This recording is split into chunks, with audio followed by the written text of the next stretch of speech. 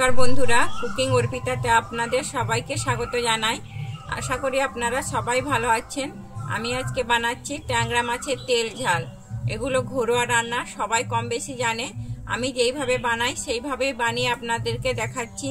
যদি ভালো লেগে থাকে তাহলে আমার চ্যানেলে লাইক, শেয়ার, কমেন্ট ও সাবস্ক্রাইব করে দেওয়ার অনুরোধ রইল। এই যে আমি নিয়ে নিয়েছি ট্যাংরা মাছ। আমি ট্যাংরা মাছের মধ্যে প্রথমে দিয়ে দিচ্ছি এখানে লবণ,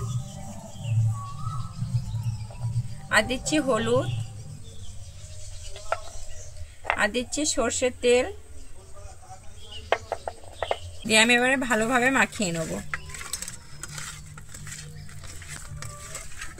আমি লবণ, হলুদ, তেলটা খুব ভালোভাবে মাখিয়ে নিয়েছি। এবারে আমি এটাকে রেখে দিচ্ছি 15 মিনিটের জন্য। আমি ট্যাংরা মাছ ঝালের জন্য এখানে আমি মশলা ব্যবহার করেছি। আমি এখানে নিয়েছি পোস্ত, আর নিয়েছি সাদা সর্ষে, শুকনো লঙ্কা। আমি তিনটাকে একসঙ্গে বেটে নেব। আর নিয়েছি আমি টমেটো কুচানো, পেঁয়াজ কুচানো, কাঁচা লঙ্কা কুচানো। আমি কিভাবে রান্নাটা করি দেখতে থাকুন। উনুনে কড়া বসিয়েছি। আমি কড়াইতে সর্ষের তেল দিয়েছি। আমি প্রথমে মাছটা ভেজে নেব। আমি তেলের মধ্যে দিয়ে দিচ্ছি অল্প একটু হলুদ। যেহেতু ট্যাংরা মাছ ভাজবো তাই জন্য আমি তেলে হলুদটা দিলাম। ট্যাংরা মাছ কিন্তু একটু তেল ছিটকোয়। আমি এক এক করে মাছগুলোকে দিয়ে দিচ্ছি।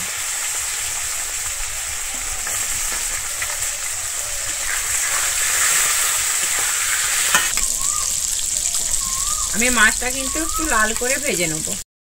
আমার মাছটা খুব ভালো করে আমি ভেজে নিয়েছি। এবারে আমি মাছটাকে তুলে নিচ্ছি। আমি এই মাছ ভাজার তেলের মধ্যে কিন্তু বাদবাকি রান্নাটা করে নেব। আমি এখানে প্রথমে দিয়ে দিচ্ছি কালো জিরে। আমার কালো জিরেটা কিন্তু ভাজা হয়ে গেছে। এরপরে আমি দিয়ে দিচ্ছি কুচানো পেঁয়াজ। আমি এখানে দুটো কুচানো পেঁয়াজ ব্যবহার করেছি। আমি পেঁয়াজটা দিয়ে কিন্তু খুব ভালোভাবে এখানে ভেজে নেব। আমি এরপরে দিয়ে দিচ্ছি চেরা কাঁচা লঙ্কা। আমি চেরা কাঁচা লঙ্কা আর পেঁয়াজটা কিন্তু এবারে খুব ভালোভাবে আবারও ভেজে নেব।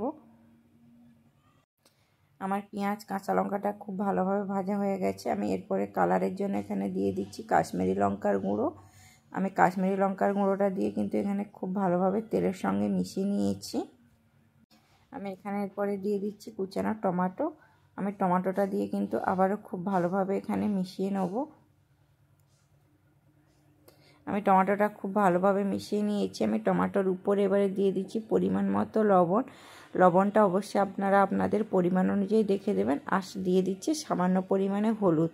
আমি হলুদ আর লবণটা দিয়ে কিন্তু টমেটোর সঙ্গে খুব ভালোভাবে মিশিয়ে নিয়ে আমি টমেটোটা কিন্তু এবারে খুব ভালোভাবে এখানে ভেজে নেব। আমার যতক্ষণ না টমেটোটা কিন্তু সেদ্ধ হয়।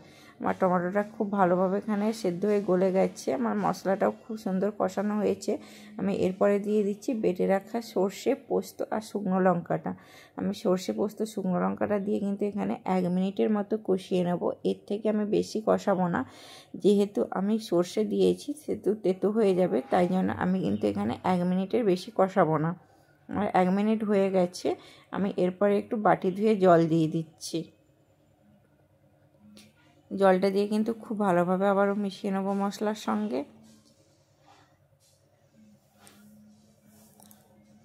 আমার মশলাটা কিন্তু এখানে খুব ভালোভাবে ভাজা হয়ে গেছে। আমার মশলা থেকে তেলও ছেড়ে দিয়েছে।